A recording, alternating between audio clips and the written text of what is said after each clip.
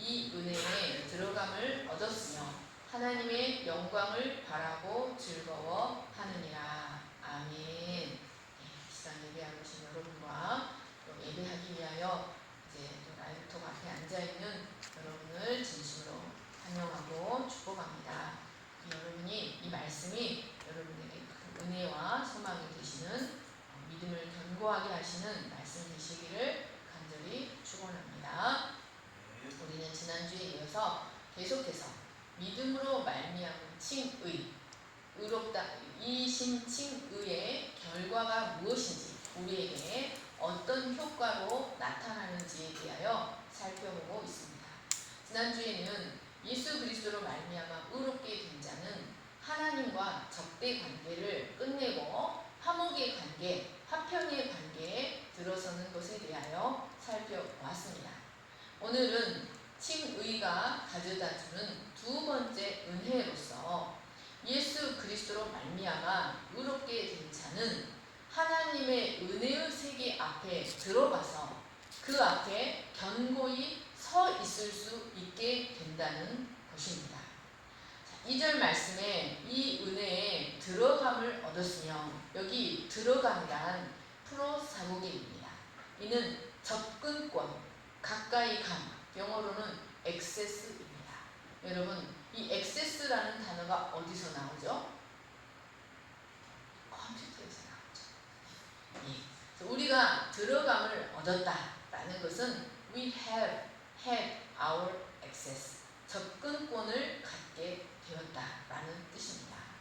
이는 죄인된 인간에게 절대적으로 접근 금지 영역이었던 하나님의 보좌 앞이 예수 그리스도로 말미암아 단번에 또 완전히 열려 우리가 그 앞에 확고히 서 있을 수 있는 은혜를 이미 갖게 되었다라는 뜻입니다. 이는 마치 왕을 뵙고자 할 때에 반드시 일정한 절차와 형식이 있어서 왕의 부름이 있거나 왕이 안내자로 임명한 자의 안내가 있어야만 왕 앞에 설 수 있는 것과 같습니다. 이 세상에 그런데 이 세상에서 거룩하시고 영광스러우신 만왕의 왕 하나님 앞에 아무 때나 나아가서 만나고 교제할 수 있는 유일한 분은 예수님 밖에 없습니다. 왜냐하면 그분은 그의 아들이시고 완전하시며 죄가 없기 때문입니다.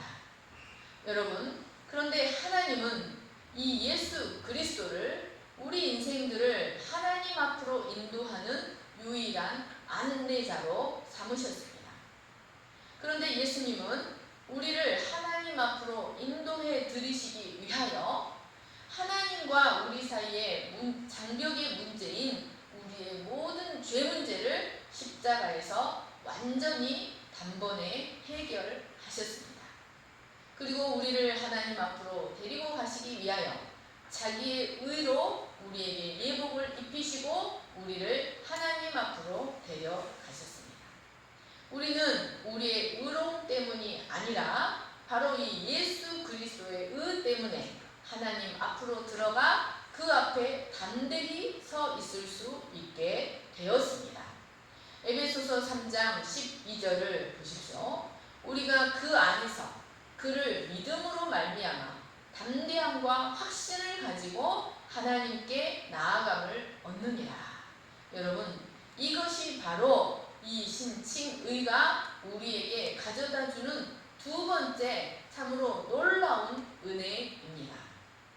그런데 여러분, 바울은 여기서 단순히 그로 말미암아 우리가 이 은혜에 들어감을 얻었다라고 하지 아니했습니다. 그는 그로 말미암아 우리가 믿음으로 서 있는 이 은혜에 들어감을 얻었다라고 말했습니다. 여기 서 있다라는 말은 stand fast, stand whole, 견고히 서 있다, 담대하게 온전히 서 있다는 뜻입니다.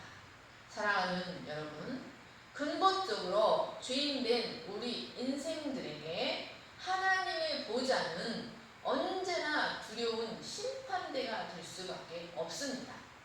죄인된 인간들에게 그 하나님의 보좌 앞은 거룩한 심판대가 될 수밖에 없기 때문에 뼛속 깊이 죄로 물든 우리 인생들은 그 하나님의 영광과 거룩을 견디지 못하고 하나님의 보좌 앞에 서면 맥없이 주저앉을 수밖에 없습니다.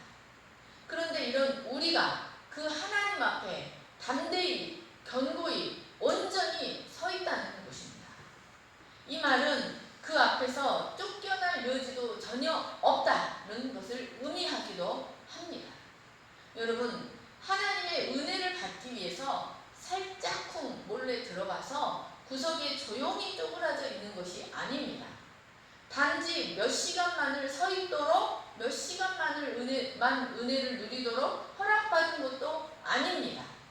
또 그 보좌 앞에 받아들여 섰다가 쫓겨났다가 받아들여 섰다가 쫓겨났다가를 반복하는 것도 아닙니다. 우리는 예수 그리스도로 말미암아 믿음으로 확고하고 안전하게 뿌리를 박고 그 앞에 견고히 서 있습니다. 그리고 이 은혜에서 떨어짐이란 결코 있을 수 없습니다. 로마서 8장 38, 39절을 보십시오. 내가 확신하노니 사망이나 생명이나 천사들이나 권세자들이나 현재일이나 장래일이나 능력이나 높음이나 깊음이나 다른 어떤 피조물이라도 우리를 우리 주 예수 그리스도 안에 있는 하나님의 사랑에서 끊을 수 없습니다. 어떤 것도 우리를 하나님 앞에서 쫓아낼 수 없다는 것입니다. 하나님이 한번 우리를 그리스도를 통하여 의롭다고 하셨으면 우리는 영원히 의로운 상태가 되어 거룩한 담대함을 가지고 그 은혜의 보좌 앞에 견고히 서 있을 수 있다는 말씀입니다. 여러분, 이것보다 더 놀라운 말씀이 있겠습니까? 이보다 더 놀라운 소식이 있겠습니까? 사랑하는 여러분, 우리는 매일 기도와 말씀 속에서 이 사실을 우리 자신에게 늘 반복해서 인식시켜 주어야 합니다. 우리가 하나님 앞에 어떤 존재이며 우리를 하나님 보좌 앞으로 인도하신 대제사장이 누구이신지 그 안에서 우리는 어떤 존재인지를 늘 우리 자신에게 인식시켜 주어야만 합니다. 그러면 사랑하는 여러분, 우리가 그로 말미암아 믿음으로 서 있는 이 은혜의 들어감을 얻었다라는 말은 구체적으로 무엇을 의미하는 것일까요? 여러분, 우리가 그로 말미암아 믿음으로 서 있는 이 은혜의 들어감을 얻었다라는 말씀은 우리가 하늘에 속한 모든 신령한 복과 은사들을 누릴 수 있는 언약의 후사들이 되었다. 하나님 나라의 상속자들이 되었다. 하나님의 사랑받는 자녀가 되었다. 예수님은 그의 사랑받는 아들이기 때문에 그 보좌 앞으로 언제든지 자유롭게 들어갈 수 있었던 것처럼 우리도 그의 사랑하시는 자녀가 되었다는 것을 의미합니다. 즉 이제 하나님은 더 이상 우리를 죄인들을 대하시는 엄격한 방식, 율법적인 관점에서 우리를 대하지 아니하십니다. 이제 하나님은 예수 그리스도로 인하여 자녀들을 대하신 같이 넘치는 은혜와 사랑과 호의와 자애로운 눈빛으로 우리를 대하신다는 것을 의미합니다. 여러분, 우리는 이제 더 이상 하나님의 법정에 서 있는 죄수나 외인이 언약의 외인이 아닙니다. 우리는 하나님이 받아들이기를 기뻐하시고 생명과 경건에 속한 모든 것으로 축복하시기를 기뻐하시는 그의 사랑받는 자녀가 되었습니다. 우리는 이제 값지고 위대한 약속들로 둘러싸여 있는 복된 존재가 되었다는 말씀입니다. 여러분, 여기 들어가다 프로사복에는 배가 항구나 정박소에 접근할 때 사용되는 단어이기도 하였습니다. 여러분, 이 말은, 이 프로사복엔이라는 말은 그리스도를 믿음으로 말미암아 의롭다함을 받고 하나님의 보좌 앞으로 담대히 나아갈 수 있게 된 것이 사실은 우리 모든 인생들이 진정한 소망의 항구, 소원이 성취되는 소망의 항구로 들어가는 유일한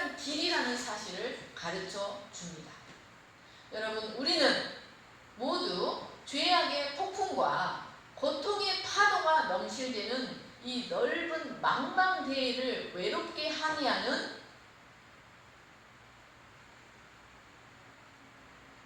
배들과 같습니다.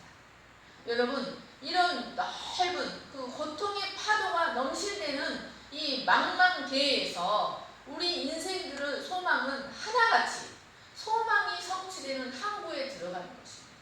그리고 그곳에 닻을 내리고 그곳에서 안식을 누리는 것이 우리 모든 인생들의 소망입니다. 그러나 우리는 어디서도 그런 항구를 찾지를 못합니다. 설령 그런 항구처럼 보이는 곳이 있을지라도, 그런 항구처럼 보일지라도 우리 앞에는 거센 죄의 파도, 거센 사망의 파도가 우리를 가로막고 있기 때문에 우리는 그곳으로 가까이 가지를 못합니다.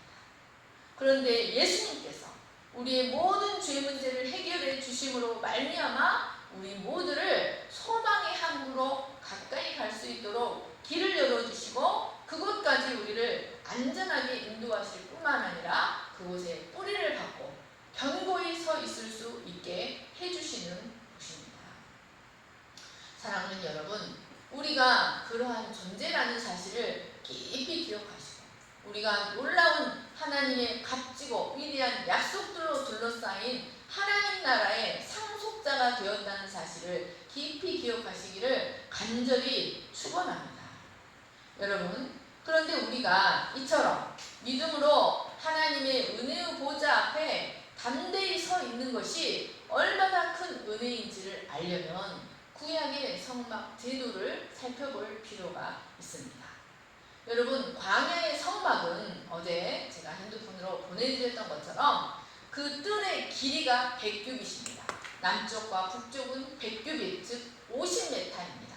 그리고 서쪽과 동쪽은 50규빗, 25m에 약 340평 정도의 뜰입니다.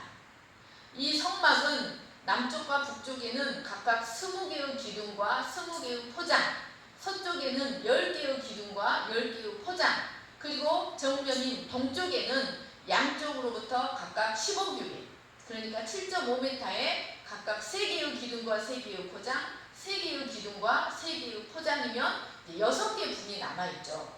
3개면 4개 분이 남아있는 거죠. 동쪽과 서쪽은 10개씩이니까 그 사이에 남는 이 5개의 기둥은 10m입니다. 그런데 이 10m 안에 5개의 기둥을 세우고 그 기둥과 기둥 사이사이에 4폭의 화려하게 수놓은 세마포장을 늘어뜨린 문이 있었습니다. 이렇게 남쪽과 북쪽과 서쪽과 동쪽 문 옆에 울타리를 이루는 세마포 장들은 그 길이와 너비가 각각 2.5m의 정사각형 포장들입니다. 하나님은 이 세마포 포장들을 팽팽하게 기둥과 기둥 사이에 팽팽하게 펼치셔서 성막 안뜰과 바깥을 구분하는 울타리가 되게 하셨습니다. 여러분, 이 성막의 높이가, 포장의 높이가 2.5m라는 사실은 무엇을 가르쳐 줍니까? 그것은 바깥에서는 이 성막 안에서 무슨 일이 일어나는지 볼 수도 없고, 또 기둥과 기둥 사이에 단단하게 매여져 펼쳐져 있다는 것은 다른 방향에서는 들어올 수도 없다는 것을 의미합니다. 누구든지 이 함부로 이 성막 문이 아니고 다른 방향에서 성막으로 접근하려 했다가는 죽임을 당할 수밖에 없었습니다. 누구든지 하나님께 나아가기를 원하는 자는 동쪽에 있는 오직 하나의 문만을 통과해서 들어가야 했습니다. 동쪽에 위치한 출입구는, 성막의 출입구는 그 길이가 10m입니다. 여러분, 이것은 성막의 크기에 비하면 비정상적으로 넓은 문이었습니다. 그리고 팽팽하게 펼쳐진 흰색의 세마포장들과 달리 이 동쪽의 문은 청색, 자색, 홍색, 금색, 가늘게 꼰 배실로 화려한 문양들이 수놓아져 있었습니다. 그리고 그 포장이 팽팽하게 매여 있는 것이 아니라 이렇게 위에 걸쳐져 있었기 때문에 그 휘장을 젖히고 그 안으로 들어갈 수 있었습니다. 여러분, 성소에 문이 오직 이 하나밖에 없었다는 것은 하나님께 들어가는 길은 천하 인간의 오직 한 길, 예수 그리스도밖에는 없다는 사실을 가르쳐 줍니다. 요한복음 10장 9절과 14장 6절 말씀을 보십시오. 내가 문이니 누구든지 나로 말미암아 들어가면 구원을 얻고 또는 들어가며 나오며 꼴을 얻으리라. 내가 곧 길이요 진리요 생명이니 나로 말미암지 않고는 아버지께로 올 자가 없느니라. 여러분, 이 성막의 문이 왜 그처럼 유달리 넓었을까요? 또 왜 이 성막의 문은 다른 세마포 휘장들과 달리 청색, 자색, 금색, 홍 가늘게꼰 배실, 또 홍색실로 화려한 문양들이 수놓아져 있었을까요? 그리고 또 왜 이 문은 5개의 기둥 사이에 4개의 휘장으로 구성되어 있었을까요? 여러분, 이것은 죄인된 인간이 하나님께로 돌아가는 길이 동서남북 사방팔방 누구에게나 열려있다는 것을 의미합니다. 그리고 누구나 찾을 수 있다. 흰색 포장들과 뚜렷하게 구별되기 때문에 누구나 찾을 수 있으며 들어가기도 매우 쉽다는 사실을 가르쳐줍니다. 인간이 죄로 인해 고통스러워서 생명의 근원이신 하나님께 돌아가기 위하여 무슨 큰 고행을 해야 한다거나 또는 큰 희생을 치러야 하는 것도 아니었습니다. 오직 하나님 앞에 죄인된 자신을 깊이 발견하고 예수 그리스도만이 소망이라는 사실을 깨닫고 그 그리스도를 구주로 영접하기만 하면 그 구원의 길로 들어설 수 있었습니다. 여러분, 그런데 이제 그 구약의 제사의 과정을 살펴보면 백성이 하나님을 만나기 위하여 제물을 가지고 성막에 갈 때 혼자서 그 성막 안으로 들어가서 혼자서 제사 행위를 하는 것이 아니었습니다. 그는 반드시 성막 앞에서부터, 문 앞에서부터 제사장과 함께 제사장의 인도를 받아서 제사장과 함께 들어가서 제사장의 지휘 아래서 제단 북쪽에서 칼로 제물을 잡고 제사 사역을 수행해야만 했습니다. 그는 반드시 혼자 들어가는 것이 아니라 제사장의 인도를 받아 들어가서 제사장의 인도로 제사 사역을 할 수 있었습니다. 이제 이 제물의 피는 성막 문 바로 앞에 있는 제단에 모두 뿌려지고 그 제물은 번제단 위에서 태워졌습니다. 이 번제단은 성전에서 가장 크고 중요한 성물이었습니다. 번제단은 가로 세로 모두 5규빗으로 되어 있습니다. 이것도 약 2.5m의 정방형 구조였습니다. 여러분, 그런데 이 번제단이 왜 하필이면 5규빗이었을까요? 성경에서 5는 고통, 극심한 고통을 상징하는 숫자입니다. 온갖 병자들이 모였던 베데스다 연못에는 행각 5이 있었습니다. 또 수가성 우물가에서 예수님을 만났던 여인도 그 남편이 5이나 있었습니다. 즉, 이 5는 이 세상의 모든 고통을 상징하는 숫자입니다. 여러분, 이 번제단이 5규빗이었다는 것은 이 번제단이 인간의 뼛속 깊이 배어있는 모든 죄들과 이혼식, 이별식을 행하는 고통스러운 장소였다는 것을 상징합니다. 짐승이 칼에 의해 학살되고 그 피가 한 방울도 남김없이 제단에 뿌려지고 또 뜨거운 불에 그 제물이 타 들어가는 것은 참으로 고통스러운 모습이 아닐 수 없습니다. 그러니까 이 번제단은 인간의 모든 죄라는 쓰레기가 버려지고 태워지는 죄의 소각장, 하나님의 택한 백성을 하나님의 진노의 대상이 되게 하는, 인간을 하나님의 진노의 대상이 되게 하는 모든 죄들이 태워지는 소각장, 죄의 소각장이었던 것이었습니다. 또 몸의 주인이었던, 그 몸의 머리였던 마귀와 이혼하는 자리, 마귀와 이별식을 행하는 자리였습니다. 하나님은 자기 백성을 위하여 예수 그리스도를 십자가라는 번제단에서 피 흘리게 하시고 뜨거운 태양 아래서 공중의 새와 들짐승의 밥이 되는 저주의 존재가 되게 하셨습니다. 누구든지 이 번제단이 성막 문 앞에 가장 앞에 있다는 것은 누구든지 이 번제단을 통과하지 않고는 하나님의 보좌를 향해 나아갈 수 없다는 것을 의미했습니다. 이제 이 번제단과 물두멍을 지나면 약 20평 정도 규모의 직사각형 성소가 있습니다. 이 성소는 두 개의 휘장으로 가리워진 두 개의 방을 이루고 있습니다. 그런데 여러분, 휘장이라는 것이 무엇입니까? 영어로는 drape 또는 curtain 또는 veil이라고도 합니다. 여러분, 휘장이라는 게 왜 있습니까? 여러분, 휘장은 본래 무언가를 드러내지 않고 감추고 싶을 때 사용하는 것입니다. 예를 들어 연극 공연을 할 때 아직 준비가 다 되지 않았는데 관중들이 벌써 들어와 앉아 있을 수 있기 때문에 들어와 앉아 있으면 준비되지 않은 모습을 보이고 싶지 않습니다. 그래서 긴 휘장으로 그 무대를 가려놓고 그 휘장 안에서 연극을 준비합니다. 그리고 그 준비가 다 끝나고 시간이 차면 그 휘장이 열리면서 연극이 시작됩니다. 이처럼 성소에 있는 두 개의 휘장도 바깥 휘장은 성소 안에서 사역하는 제사장들을 가리우는 역할을 해주었고 성소 안쪽의 휘장은 하나님의 법궤와 하나님의 보좌를 가리워주는 역할을 하였습니다. 그런데 여러분, 이 바깥 휘장과 안 휘장은 놀라운 차이점이 있었습니다.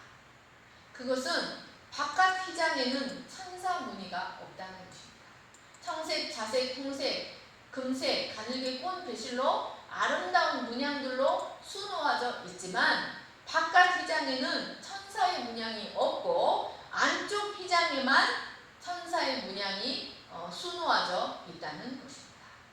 이 휘장, 바깥 휘장이 가리고 있는 성소에는 세상을 위한 생명의 떡을 상징하는 진설병 상과 세상을 위한 생명의 빛을 상징하는 7 등대와 세상을 위한 중보기도를 상징하는 분향단이 아름다운 불빛을 반사하는 금박 판넬들에 둘러싸여 금빛을 발하며 자리하고 있습니다.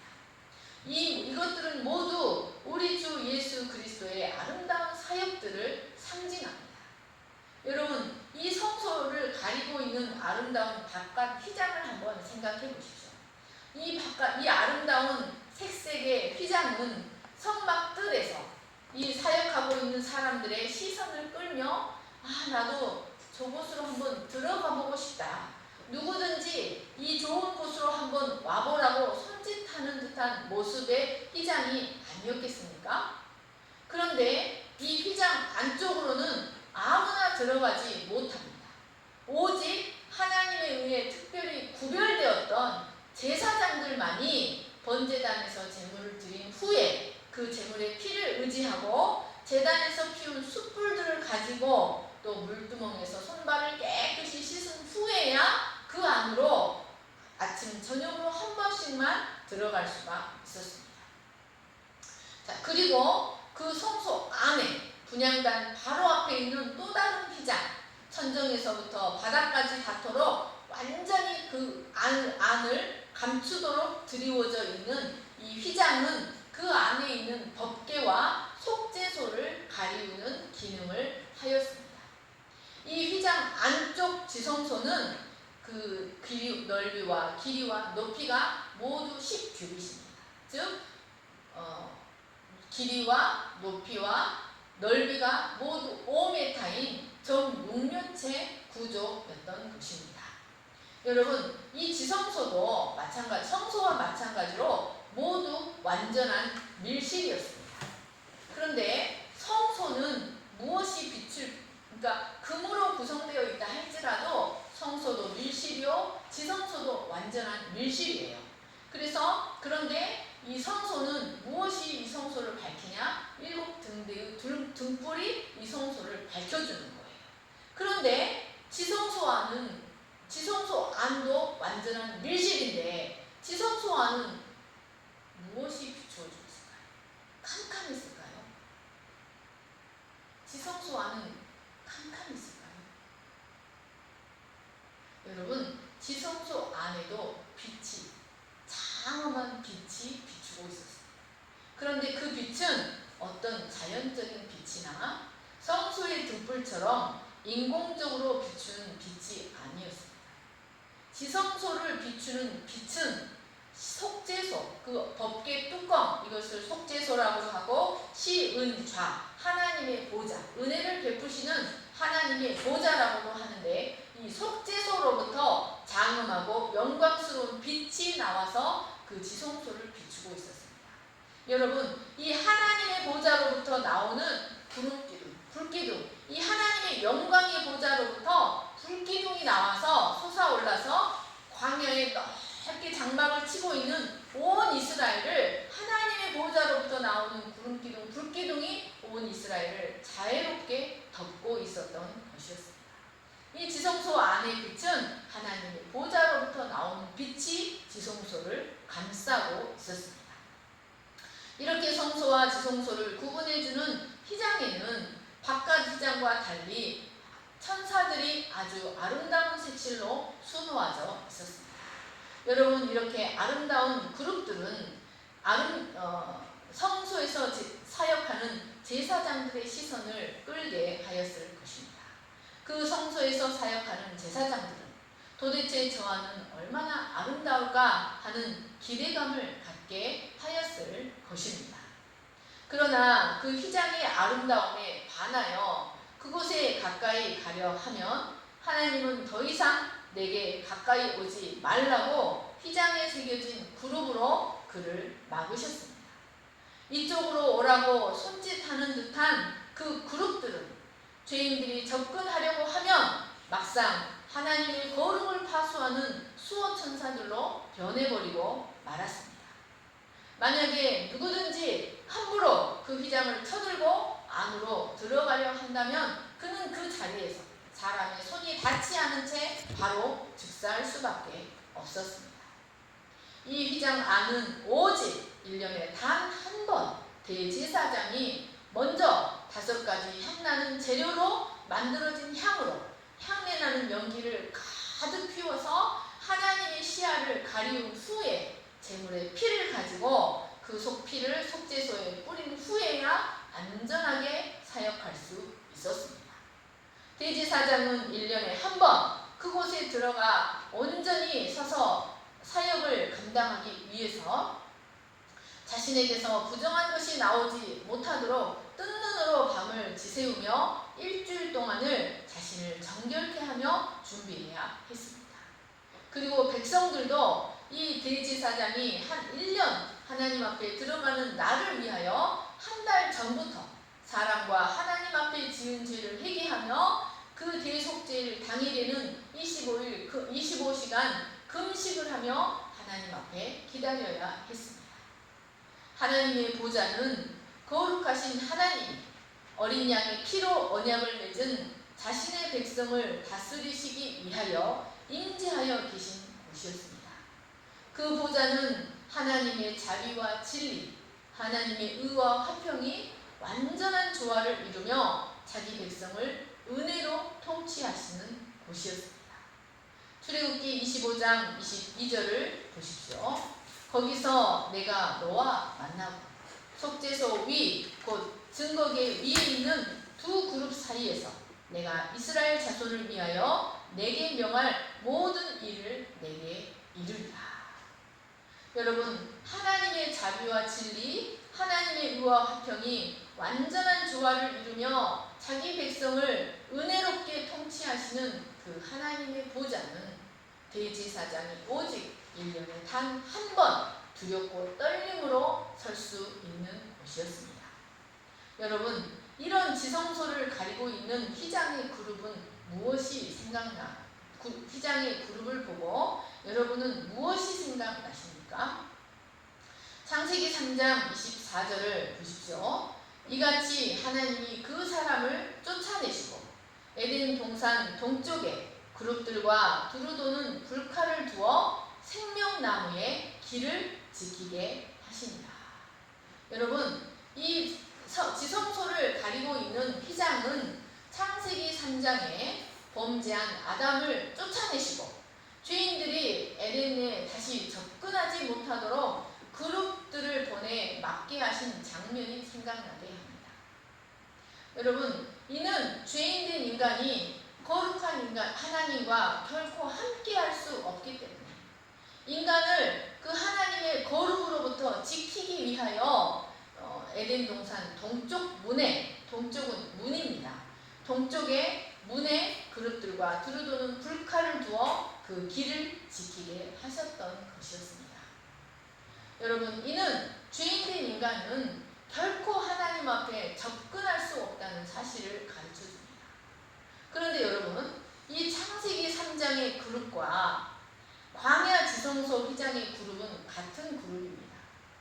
그런데 이 창세기 3장의 그룹의 모습과 광야 지성소 성막의 그 지성소 휘장의 그룹은 놀라운 차이점을 갖고 있습니다. 그것은 바로 이 창세기 3장의 그룹들이 들고 있던 불과 칼이 사라졌다는 것입니다. 광야 지성소의 휘장을 지키는 그룹들은 창세기 3장의 그 그룹을 상징합니다. 동일한 그룹인데, 동일한 천사들인데 이 창세기 3장의 천사들과 지성소 휘장의 천사들의 차이점이 불과 칼이 사라져버렸다는 것입니다. 여러분, 그 천사들이 들고 있던 불과 칼이 어디로 갔습니까? 번제단으로 갔습니다. 그 불과 칼은 번제단에 있습니다. 번제단에서 흠없는 제물들을 죽이고 태웠습니다. 여러분, 이것은 이 지성소를 가리는 휘장의 그룹들의 모습은 하나님의 보호자로 가는 그 길의 봉쇄가, 그 길이 봉쇄되었는데 그 봉쇄가 어느 정도 완화되었다는 것을 가르쳐줍니다. 이는 마치 이제 머지않아 그 안으로 들어갈 수 있을 것이다 라는 희망을 보여주는 모습이라는 것을 알 수 있습니다. 하지만 여전히 그 길은 막혀 있어서 죄인들이 함부로 들어가다가는 죽을 수밖에 없었습니다. 그런데 그런 그 길이 어느 한순간에 완전히 열려버립니다. 자, 예수님께서 십자가에 달려 죽으시던 금요일 오후 예루살렘에는 놀라운 일들이 있었습니다. 누가복음 23장 44절을 보십시오. 때가 제6시쯤 되어 해가 빛을 잃고 온 땅에 어두움이 임하여 제9시까지 계속하며 예수님께서 십자가에 못 박히시던 제6시, 즉 낮 12시부터 3시간 동안, 제9시 3시간 동안 예루살렘 온 땅에 어둠이 온 천지를 덮었습니다. 그리고 주님이 참으로 놀랍게도 주님이 죽으시는 그 순간 3시에 완전히 돌아가셨는데 그 돌아가시는 그 순간에 온 땅에 큰 지진이 일어나 바위들이 터집니다. 그리고 예루살렘 성전의 성소와 지성소를 가로막고 있던 그룹 모양이 수놓아진 두꺼운 휘장이 위에서부터 아래로 완전히 찢어져 지성소 하나님 보좌로 가는 길이 활짝 열려버립니다. 마태복음 27장 50절, 51절을 같이 읽겠습니다. 시작. 예수께서 다시 크게 소리 지르시고 영원히 떠나시니라. 이에 성소 휘장이 위로부터 아래까지 찢어져 둘이 되고 땅이 진동하며 바위가 터지고. 여러분, 그곳에 가까이 하면 죽을 수밖에 없는 접근권이 전혀 없었던 그 위아래 길이 5m나 되고 두께가 10cm가 되는 그 두터운 휘장이 사람의 손이 아니라 사람에 의하지 아니하고 위로부터 아래로 완전히 찢어져 둘이 되어버렸던 것이었습니다. 이것은 사람이 찢은 것이 아니었습니다. 그것은 하나님이 찢으신 것이었습니다. 그러면 여러분, 하나님은 왜 이 성소와 지성소를 가리우는 이 휘장을 찢어 버리셨습니까?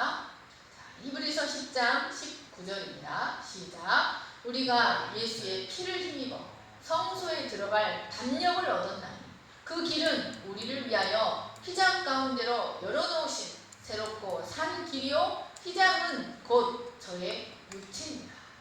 여러분, 왜 하나님께서 십자가에서 돌아가시는 그 순간 성소와 지성소를 가리우는 그 두터운 휘장을 찢어 버리셨습니까?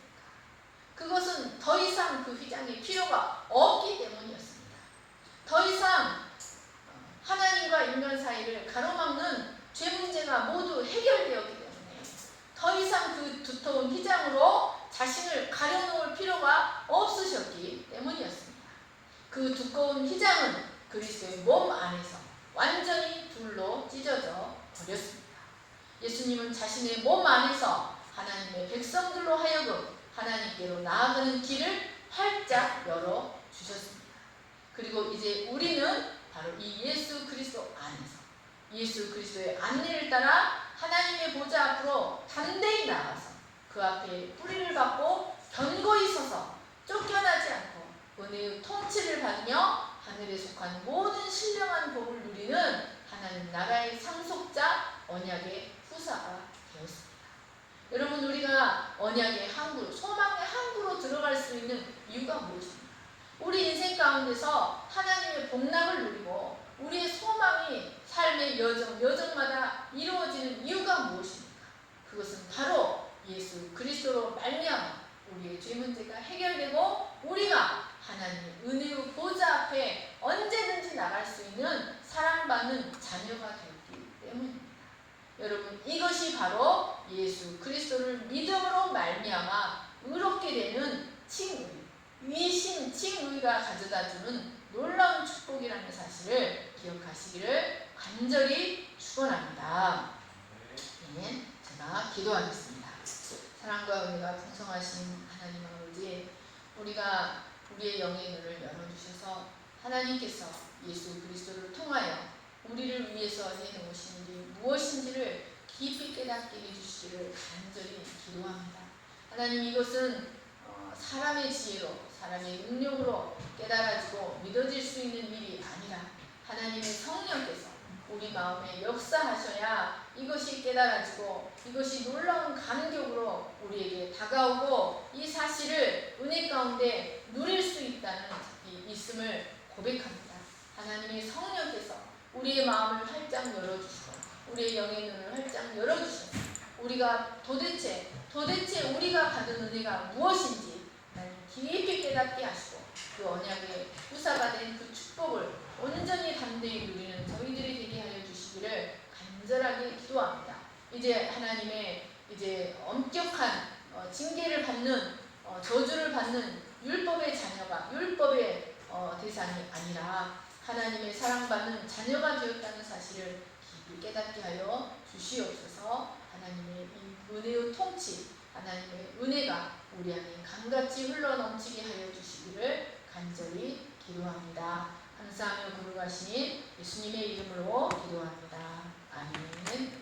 모두 일어나셔서 찬양하시고 축도하겠습니다.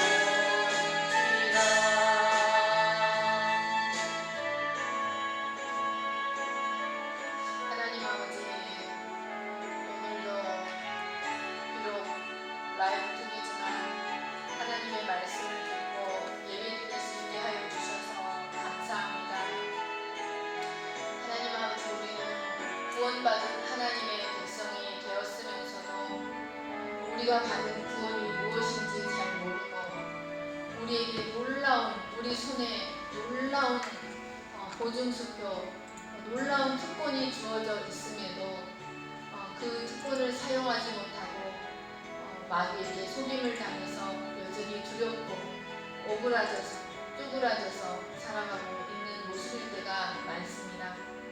그러나 하나님, 우리가 예수 그리스도로 말미암아 의롭다 칭함을 받고 하나님의 은혜의 보좌 앞에 담대히 서 있는 사랑받는 자녀가 되었다는 사실을 깊이 깨닫게 하여 주시옵소서. 이 사실은 흔들리지도 아니하고 우리는 다시 그 앞에서 쫓겨나지도 아니하고 우리는 견고히 담대하게 예수 그리스도 때문에 서 있을 수 있다는 사실을 깨닫게 하여 주시옵소서. 그리고 하늘에 속한 모든 신령한 복이 생명과 경건에 속한 모든 축복이 우리 안에 이루어져서 우리 인생이 참된 안식을 누리고 소망의 항구로 들어가 우리의 소망들이 성취되는 그리스도 안에서 그 소망들이 성취되는 복된 인생을 살아갈 수 있도록 우리를 축복하여 주시옵소서.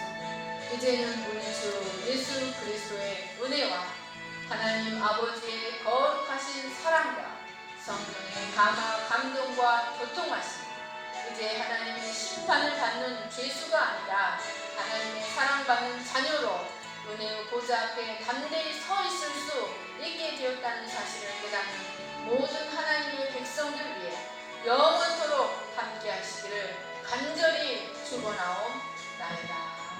아멘.